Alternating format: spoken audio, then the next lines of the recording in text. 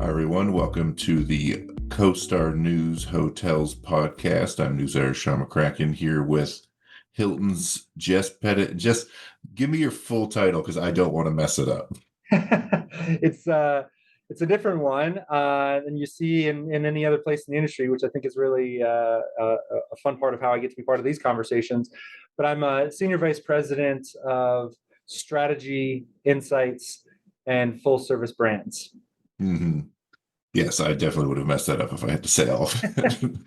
So we are here today, almost like a year to the day after the last time I had you on the podcast to talk about the same thing, which is basically your trend expectations for the upcoming year. And obviously, Hilton puts out an annual trends report. And today we'll be talking about expectations for 2026. So let's start with the kind of overarching theme you guys are putting on the year. Tell us what it is and what it means. Yeah, so I'll just start a little bit about how we do this because Oh, for sure. got it Yeah. right. And for over 100 years, Hilton has been sort of at the heart of travel trends, not just here in the U.S., but even globally. And it's such a key driver in how we do everything that we do, and how we think about our products and our brands, renovating hotels, all of the various concepts that we have in our properties. We have to be experts in this space, and hopefully that's sort of a bit of an indicator in the somewhat unique role that I have on both the insights and analytics side, as well as brand responsibilities, which I think is an even further commitment that you're seeing from Hilton and how we listen to our customers and our team members. And so we gather experts. We listen to over 5,000 team members. We listen to our Hilton Honors customers, 14,000 customers across 14 countries with our partner Ipsos that we've leveraged, plus some additional research that we've done with Globe Trender and Morning Consult. We try to pull this all together to make sure first we're experts in this space because we need to be, Mm-hmm. and then second, in the opportunity to sort of further proliferate the information through our trends report, which has been a fun part of being in the process in the last few years as well. Which I appreciate, I will say, because all of that work distilled into right now I have one page with like pictures if I don't even want to read all the words to it. So I appreciate the work you guys put into distilling all of that. Yeah, no, of course. And it's actually it's a lot of fun to think about, right? Like you don't normally necessarily assume that the macro trends change from year to year. And hopefully what you see Yeah. with this conversation is why that you do see some of these trends change year over year. And I think we're still in this sort of post-pandemic world, which still somewhat shapes the ways that we think about travel. And so Mhm. so excited to talk about it. If you'd like, I can jump into sort of the overarching. Yeah. What is 2026? Like that's probably what people are wondering right now, right? Yeah, and I think it's the shift in the most important question has shifted from where do we go to why, Mm-hmm. and that's this rise of the whycation, right? That we're creating this we're leveraging this super powerful force that is intention, Mm-hmm. and using that to decide why we want to travel, and then that guides the next set of decisions. And so what that does is it prioritizes the emotional resonance of travel. It prioritizes the personal growth and connections that we expect to create when we build out these itineraries for when we travel. And so we believe 2026 is going to be all about this intentionality. Mm-hmm. It's about why we're traveling, and I think that's a really exciting sort of shift in customer dynamics. Yeah, I'm glad we're having this conversation as a podcast because I feel like the tone on that why is so vitally important. Because it's, if we're talking about, all right, we're talking about the why behind it. We're not talking about why, why. Like, so Yeah. it's not that pessimistic, even though a lot of people in the industry are feeling a little down at the No, moment. that's right. And hopefully what it also allows us to dig into is like how that's become sort of this natural evolution in how people think about travel, right? That, Hmm. you think about, for a year or so we couldn't go anywhere, and then we all wanted to go everywhere, right? Yeah, And the importance of like getting back out there, and the pent up disposable income that customers and guests had. And now we've reached this point of, okay, I'm back out in the world. Why is it that I'm going somewhere? And I think about this in my own personal life, right? And I've got a 3-year-old and a 1-year-old, and for, somewhat of a common theme you'll see in how we talk about these trends, because I feel like I'm a manifestation of many of these trends. But I think about how the volume in the world has sort of turned up, hmm, and that then creates this opportunity for us to find the places that allow us to turn the volume down. yeah, And travel is a fantastic way to do that, right? mm, That customers can sort of seek out that silence, find an opportunity to rest and recharge. That is the number one reason that people travel. It's to rest mm, and recharge. 56% of customers say that is the driver of their travel. And we're seeing that an increasing number of customers are looking for these quiet moments yeah, while they're traveling. And I imagine we can all sort of, play that out for ourselves, and how we think about our own travel. We also see it in the micro trends of the increasing adoption of going straight to room through things like Hilton's digital key. Increasing number of customers, 12 million of them in the first half of this year, use a digital key to go straight to the room. They just want the silence. That doesn't mean they don't appreciate service. yeah. It's just another part of the experience. I mean, it's a matter, there is a kind of emotional respite factor to it. And so in the little fact sheet you guys sent me, obviously you guys are describing it as hospitality, which is a fun little phrase. But Yes. the recurring theme there, as you add the two first data points I want to call out, is 48% of travelers report adding solo travel days to their itineraries before or after their family trips. And Yeah. 54% of travelers say they take a business trip just to get a break from their family or partner. I will say part of that's kind of dreary. Like, I don't want to focus too much on the negative aspects of their family lives there. But as somebody with, I have an 8-year-old and a 7-month-old at home right now, and I feel like Congratulations. sometimes when I'm on business trips, my wife thinks that's why I'm traveling. Yeah. No, look, and I certainly have faced that as well. I have increasing the amount of travel, and I've a heroic wife who's and extended family who helps. Um, I tend to think about this more as, mental health comes in so many different Yeah, ways, and absolutely. so for some, yeah, I mean, look, I consider it a benefit that I get to come into an office every day, right? Like, Yeah. and that is a bit of a respite from other parts of life. Then I feel like it's a respite. I get to go home and cook dinner, Oh, uh, absolutely. You need a and so balance there, like, it's the which is, balance of all the things. And so I wouldn't think about it as any sort of a cynical sort of thing. It's I just, was half joking with no, I know, but it's that. just human. It's the human reality, right? Yeah, yeah. That we live in, and that's okay, right? It's okay to ask for help. It's okay to ask for a little time and space. And travel is a great way to do that. Last year we talked about, what my favorite thing was herkadurkling, right? That Mhm. and that idea of just being sort of immersed in the blankets, and relaxing in that way. I think this year is a further extension of that with hospitality.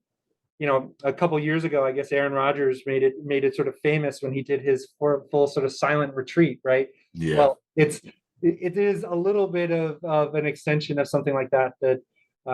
Just that opportunity to have some hospitality, and chill. I'm sure. So we will endorse the quiet moments of respite, not necessarily everything else Aaron Rodgers does on his Yeah, that's fair. his getaways. I certainly had never heard about a quiet retreat until then, but it didn't make me think any better of him in the process. No, no comment. other than my lifelong Steelers fan mother has decided that she's taken the year off because she can't deal with that guy. That was the comment I got a couple of Oh weeks wow, ago. that feels like Anyway, its own podcast. yeah, it could be.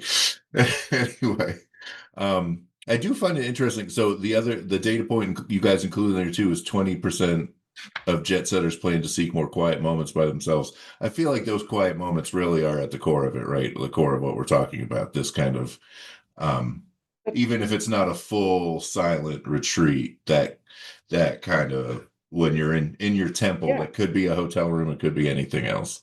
yeah. I mean, look, even business travel itself comes with its own stresses, and you're typically constantly in meetings and all that, right? So that opportunity to just like go to your room, maybe get a little bit of room service if it's the type of hotel you're in, and whether it's have a drink or just like sit Hmm. there with the TV off Yeah. and relax. Hmm. That's a special thing that doesn't always exist in our day-to-day lives. And we even find that folks from a vacation perspective have an increasing interest in reading vacations, right? Yeah. That just the idea that they could go on a reading retreat. 53% of customers expressed an interest in going on a reading retreat, and that is its own sort of sense of peace and quiet. You know what that is? I will buy that 100% because there's been plenty of business trips I've been on over the course of my professional life where the only two things I looked forward to was the meal I was going to have at the end of the day and the ability to get some reading in. Like, not to say that travel's always that bad, but sometimes you got work trips where you're like, yeah, I don't know about this one. You're like, well, at least I'll have some time on the plane to, and then when I get to my hotel room to kind of zone out, you know. Yeah, So yeah, the interesting part of this, and as a kind of segue into the next topic, is obviously the first one focused a lot on the kind of getting away to find that silence, but the second piece seems to focus on bringing some of your home with you as you get away, which I think is an interesting dichotomy. yeah. And I think that's the sense of comfort, right? And we say, the home comforts are the new form of carry on, right? That yes, you want to be able to get away, and sometimes yes, of course, you want to be exposed to this different world. But we still believe, and what we're seeing in the data is that in that process, folks want to still have a few of the comforts of home, right? Yeah. They still want to feel like they have, and we think about this in the context of hotels, the reliable and friendliness of the experience. It's something that you come to expect. But we're seeing an increasing number of guests that want to visit grocery stores in the market, right? And Yeah. and have the opportunity to actually cook their own meals when they're away, and they have that sort of comfort. Now, I still see that as a little bit of seeking of that silence, Yeah, for but sure. it's also that sense of home, and yeah. So it's an interesting dynamic there. I still remember the first time I took a business trip where I used my first day per diem for a grocery run instead of like going to like some random restaurant and thinking like how liberating that feeling was where I could get up in the morning and have a normal breakfast and I get back to the room at the end of the day and like cook a quick meal. It's like Yeah, it actually takes a lot of the emotional load of travel out, like having to figure out what I'm going to eat at the end of the day. Maybe that's just me, but like it was a real feeling of relief. yeah. Well, we'll just assume you were staying at a Homewood for that first worst trip, and uh, Sure, we'll say yeah, let's say that. that. I will say I 100% that has been a thing specific. I have had business trips where I have specifically stayed at a Homewood and I've Yeah, done like there was like Whole Foods or something down the block and I was like, this is a kind of a game changer. yeah. Not to do the brand plug too hard, but that is something We'll that take I've it. We'll experienced in take my it. life. Yeah. So But what other and look, what other there are home other ways that comforts? just a quick, you think about, one of the most iconic elements of the hotel industry, the DoubleTree cookie, right? It's Hmm. really that's just a comfort of home sort of thing, right? And what's Yeah, better than a for warm sure. chocolate chip cookie? Uh, Yeah. So what other ways, I mean, are people trying to kind of get that feeling? yeah, and I think the other way is how we think about family vacations, right? So we've talked a Hmm. little bit already about, maybe a little bit of the selfishness of quiet and traveling alone.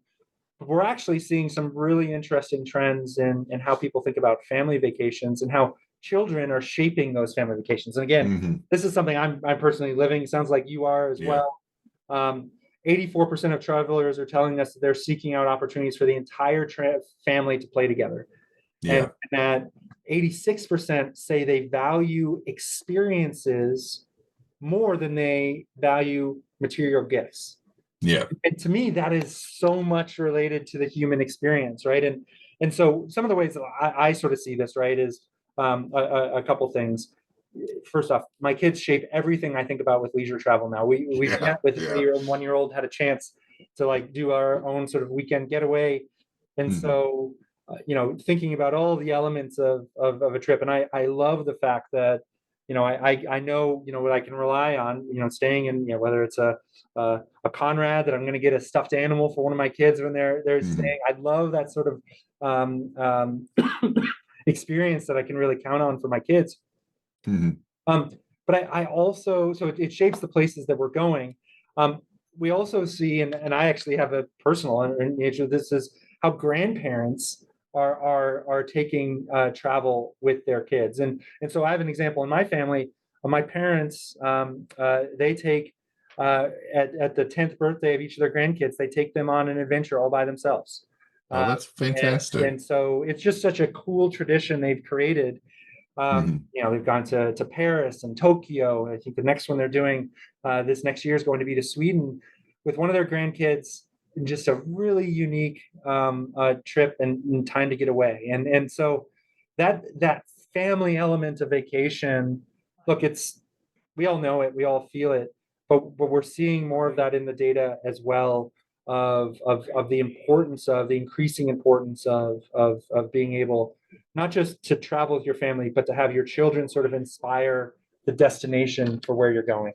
Oh, for sure. That jumped out to me. Obviously, the data point at 73% of those who travel with their children or grandchildren expect to actively encourage the kids to Yeah, help plan the family vacations. I feel like maybe my older son's a little bit older than your kids at 8, but I feel like now when I think about like a thinking of a family vacation, it's almost like, I travel enough for work. I get to go places. Like, why would I go anywhere other than where like he wants to go, and where right. like let the rest of the family call the shot. I think the last family vacation we took was to go to the Super Nintendo world because he was really hyped for like all the That's cool. Mario stuff. And it's just like Yeah, I have so much more fun doing that and living that experience through him than like there's nowhere I could pick that I would get more joy out of it, than that. yeah, yeah. No, and it just changes the whole attitude around travel. I mean, I feel like a totally different person in between a work trip and a family trip, and it's really cool. And the other part that sort of relates to it is we have this trend that we're calling, and it's sort of coining a phrase that I don't know is the best way to pronounce, but inheritourism.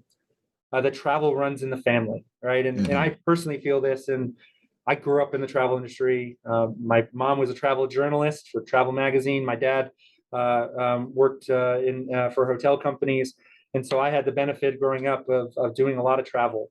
Hmm. But what I find though is the peace I find in going back to the places that I grew up with and the Yeah. types of places I grew up with, right? If you make me go to a beach, that's a work trip.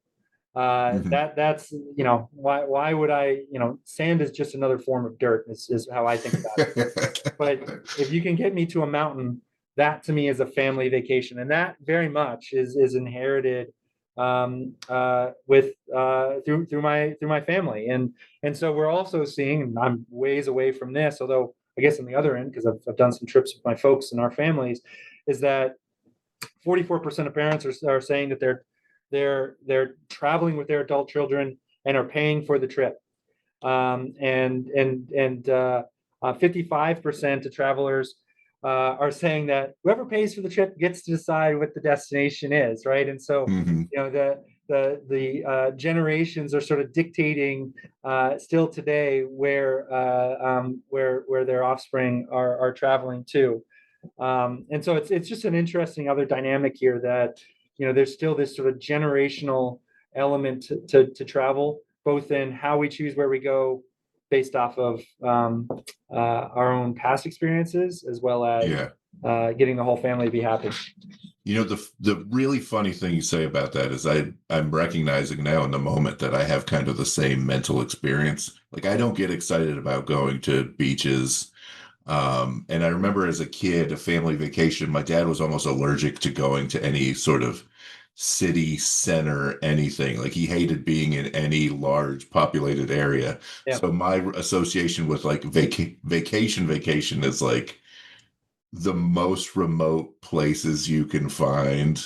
Like he loved being up in like the Allegheny Mountains in rural PA was like my dad yeah, was like a 100% like camping guy. And that's like when I think about that, it's like, you know what? Yeah, that's kind of how I associate it too. Like middle of nowhere is a family vacation. yeah, yeah. That's right. And so that actually dovetails. I don't even think you meant to, but it dovetails to the next thing I think is really important is the U.S. road trip return. Right, Yes, next the year comeback. is the 250th anniversary of our country, and I think what we're expecting is that reignition of the road trip, of people Hmm. wanting to experience this incredible country in so many different ways. Plus, we've got the World Cup next year and all these kind of Yeah, special events. But I think all of these trends kind of come together, right? So 71% of Americans plan to drive for their next vacation. We do take for granted, right? Depending on disposable incomes, we think about flights for travel. Actually, we always see in our data that drive-in travel is a significant portion of our travel. Um, and 90% of those customers on road trips say a comfortable bed's the most important amenity they're looking for. They're looking for that respite. What I think is really interesting, though, is the combination of this road trip and, at least at this stage of my life, the peacefulness side. I love, yeah, yeah. and I do the driving on our road trips. Um, so it is very selfish, again, for me to say. It's actually pretty darn peaceful to just like be able to drive. Unfortunately, it means my wife sometimes is handing snacks back or figuring out how to Yeah. work the screens or trying to figure out whatever little arguments happening in the back. But it's its own sort of peacefulness in a road Oh, trip. it is. And sort of, I know I'm we weren't quite road trip car ready for next year, but I've already got two road trips planned for next year. The first one, and this isn't actually, it wasn't intended to be a shout out. I was trying to do this one this year. I was trying to go to Cloudland. It's a curio that we have down in Georgia in the mountains there. Hmm. Last second, my wife said, "Yeah, we can't do an 8-hour car drive Yeah, with that's a a bit much. 9-month-old." Uh, but I'm holding out hope that by spring this year, that's where we're going. So I'm excited about getting out on the road again next year. I'll just add one other thing, one little micro trend we're seeing in this, and we have an electric car, is the importance of EV charging that we're seeing in search amenities on our Oh website. my gosh, yes, That 100%. I'm living that life as well. Yeah, and 100%. so the number one highest converting filter in our booking path is EV charging, right? When somebody's starting to they're looking for a hotel that has some sort of EV charging capability.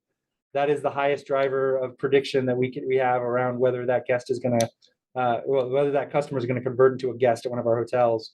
It's super, super important. It shapes everything about driving these days. It does. It Yeah, does. I mean, when you have an EV, like you think about it so much more than probably people even realize that you the do. range And just anxiety is real. Yeah, it is. And just having the reliability of knowing, like, all right, at my final destination here, at least for today, like I have a solution to this very specific problem. It's almost like you said, like 90% of people say the comfortable bed is most important. Like it's almost to that level of like emotional, yeah. like well-being and like comfort is to know like I can drive my car again tomorrow. Right. Yeah. Yeah. And it just saves so much time too, given that it takes a little longer to charge. Although I Mhm. have found that has actually been a nice part of a road trip, is that I actually take the time for 30 minutes to Yeah, like to walk stop around a somewhere and little see bit. something. Yeah.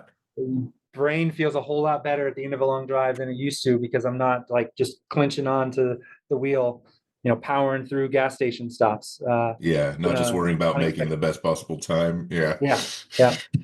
I also tend to drive differently when I know that how much I accelerate affects how far I can go, but that's a different Fair, discussion. fair enough. I feel like my one of my top takeaways from this conversation, fair or not, is that maybe both of us individually need to think about giving our wives a chance to do the solo respite trip based based on what I'm hearing and what I know goes on in my Yeah, home. I'm just waiting for Taylor Swift's next tour. That worked for us this last time. I'm Mhm. ready to send her off to do it again.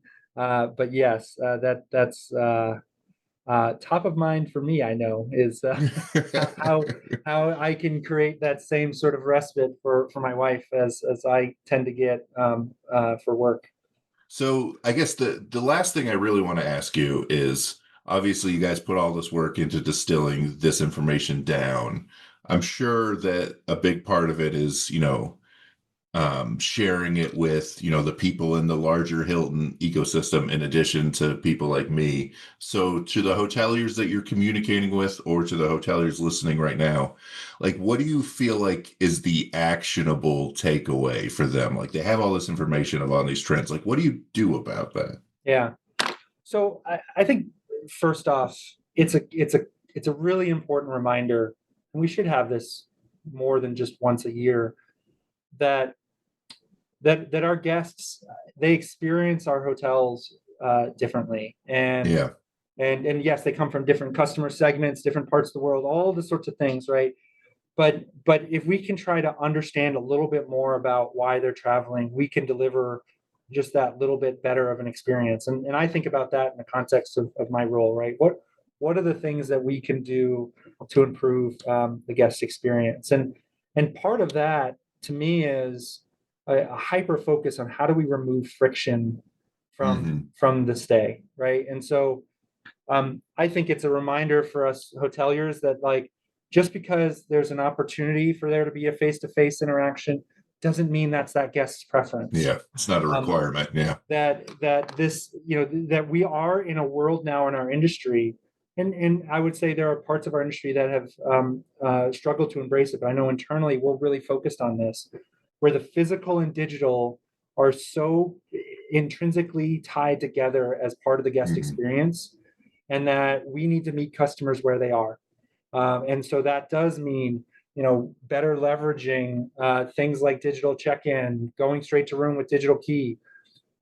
We had a major focus on guest messaging, right? So you can text back and forth. We installed messaging at almost every single one of our hotels in this past at the end of 2024, because guests are telling us that's how they want to engage with us. Sometimes they want to just Hmm. shoot us a quick text message, and Yeah. and so the reminder I'd have for the hoteliers out there is it's not failure to think that we're not necessarily facing having a face-to-face interaction with the guest.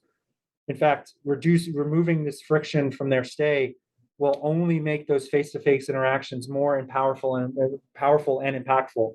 Um, Yeah. that's something that I know I'm really excited about continuing to see the transformation of our industry.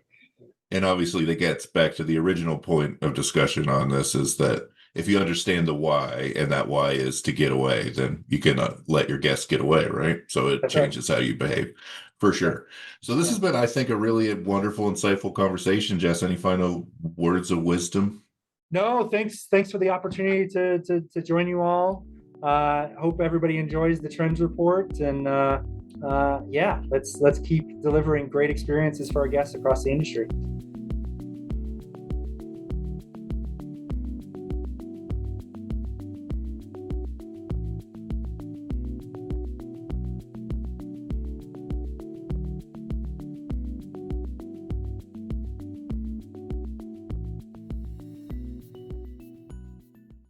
Hi, I'm Davon Reed. I'm Omari Head. And I'm Chris Henry. We're the hosts of the Next Gen and Lodging podcast. It's a monthly show in which we interview a new generation of hoteliers to get their insights into a variety of disciplines and topics, from finance to food and beverage and hotel operations. Listen to us on Spotify, Google, Apple Podcasts, or wherever you get your podcasts.